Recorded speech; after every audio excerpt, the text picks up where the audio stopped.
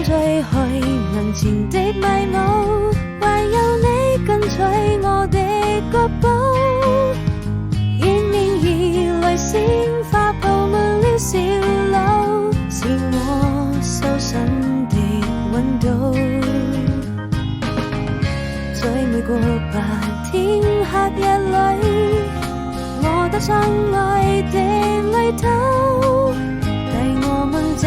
到這神秘的森林深處，邁出第一步。或許是教會天主最介意不再孤獨，許下的一定要一起擁抱幸福，為夢想去追逐，用最寶貴的禮物，總有人為你祝福。